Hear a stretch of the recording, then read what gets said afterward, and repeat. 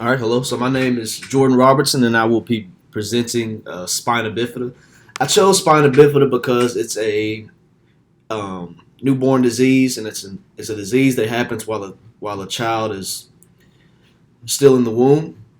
And so I decided to do it because one day when I'm young, so I want to have kids, and I thought it'd be interesting to know about a disease that can come from genetics, but as well as from the environment. All right. So, what is spina bifida? Spina bifida is a birth defect that occurs when the spinal cord and the spine does not form correctly.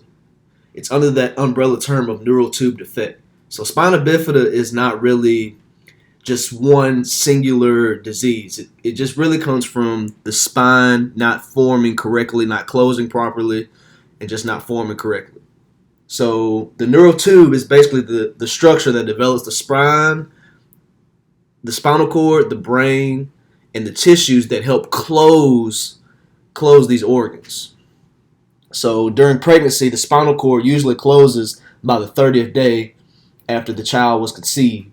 And when the spinal cord does not form correctly, the bones that form around the spinal cord do not form correctly as well. So it's kind of like a domino effect. All right, so the three different types of spina bifida that I'm going to go over are spina bifida occulta, meningocele, and myomeningocele. Okay, so spina bifida occulta. So it's the mildest form of spina bifida. The word occulta just comes from the root word of ocular, which means just hidden. It comes from separation of one or more bones in the spine, and most people, since it's the rarest form of spina bifida, most people don't even know that they have it, and they honestly don't ever realize that they have it until they go out and get image tested.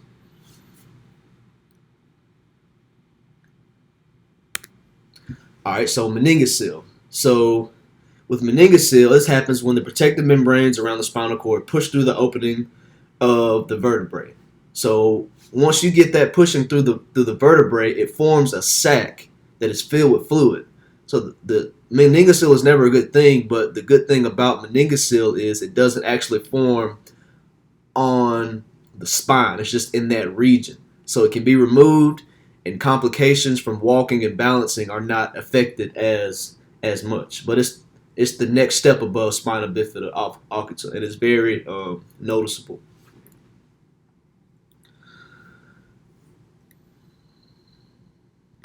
All right, so myelomeningocele is known as open spina bifida, and this is the most severe case of spina bifida.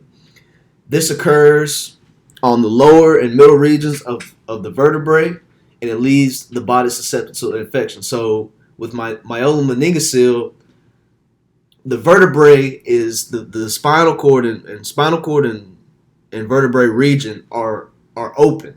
So it leaves the body susceptible for things to come in and for things to get affected because it never ever closed. It's never something that's closed.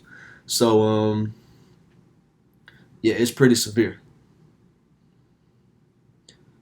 and it actually can be fatal to the newborn. All right. So when teaching a student that may have spina bifida, it's very important that the teacher is basically just patient with the kid. So teachers have to understand that the student will use splints, casts, or leg braces to assist with walking. Students who have spina bifida need more assistance when it comes to completing assignments. Students with spina bifida often have learning disabilities and problems with memory, comprehension, and attention. And kids will often miss class time for appointments and surgeries. Lastly, students with spina bifida are also allergic to contents that contain latex. So when an adapted physical education teacher are teaching kids that have spina bifida, it is important to know that each case of spina bifida is going to be different.